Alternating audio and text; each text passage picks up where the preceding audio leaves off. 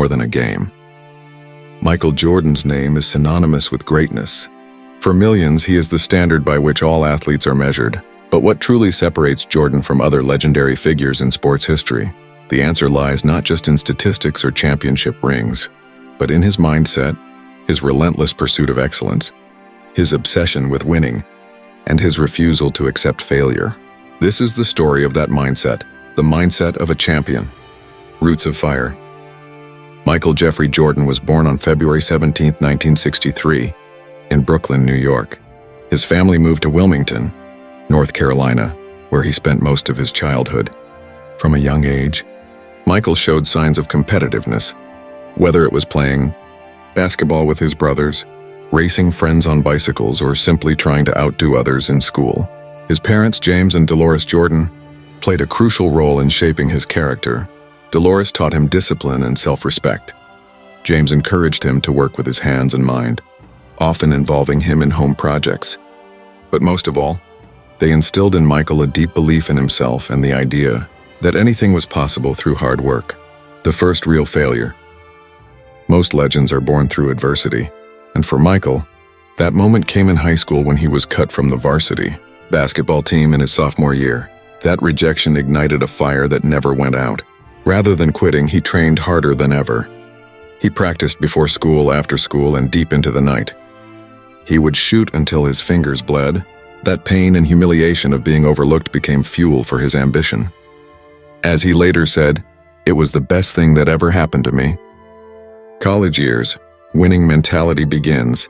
Michael earned a scholarship to play for the University of North Carolina at Chapel Hill, one of the top programs in the country.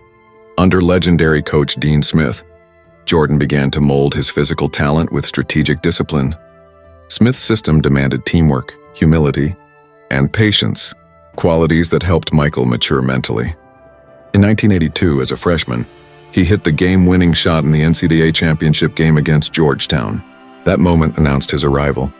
But more importantly, it revealed a key part of his mindset: the willingness to take and make clutch shots, even as a teenager.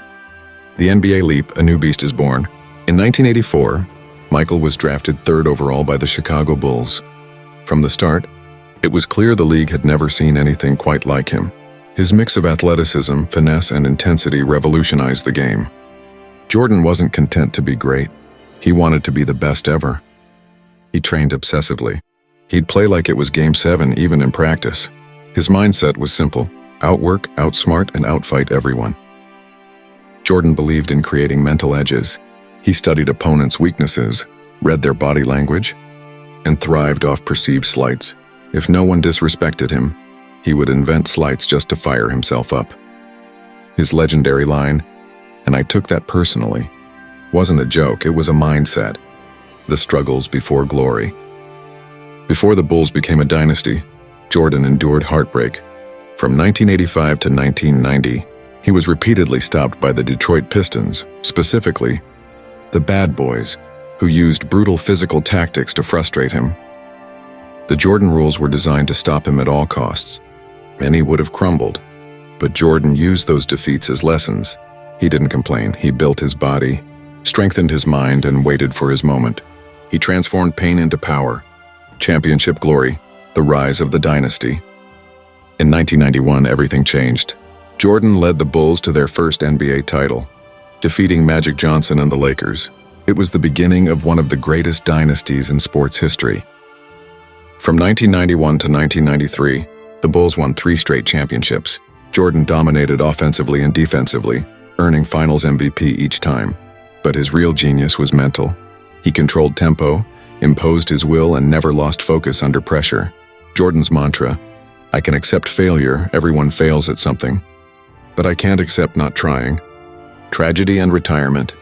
In 1993, after the murder of his father, Jordan shocked the world by retiring at the peak of his powers.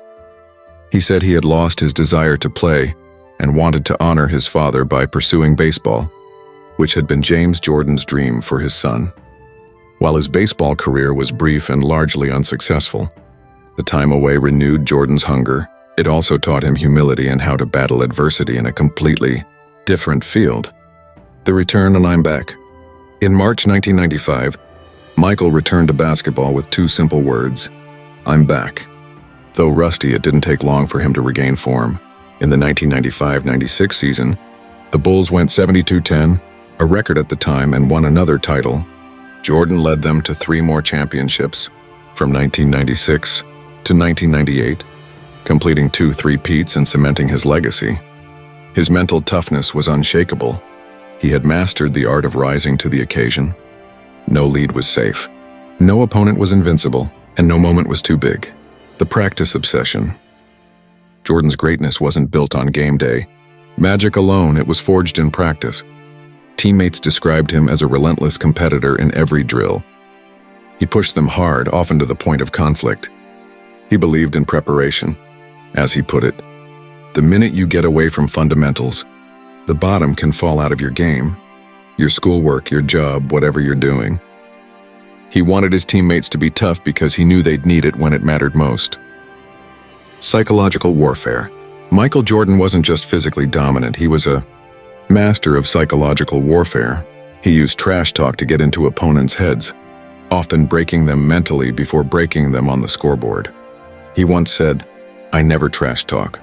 I just told the truth and they couldn't handle it." His presence on the court was enough to cause panic. Players knew that one bad pass or missed shot might lead to Jordan going on a 10-point run. His aura intimidated even seasoned veterans. Leadership and control. Leadership was central to Jordan's mindset. He wasn't the most beloved teammate. He could be harsh, demanding, even cruel, but he got results. He led by example and never asked for more than he gave. He believed that success required sacrifice, sleep, comfort, even friendship. To be great, you had to want it more than the next guy. And no one wanted it more than Jordan. The business mindset. Even off the court, Jordan's mindset was elite. He revolutionized athlete branding. His deal with Nike created the Air Jordan empire, turning him into a billionaire and a global icon. He understood the power of image, legacy, and longevity. Every move was calculated. He studied contracts, marketing, and media. He didn't just want to win games, he wanted to own the game. The second retirement and return with the Wizards. Jordan retired again in 1999, but returned in 2001 to play for the Washington Wizards. While older and slower, he still averaged over 20 points per game and mentored young players.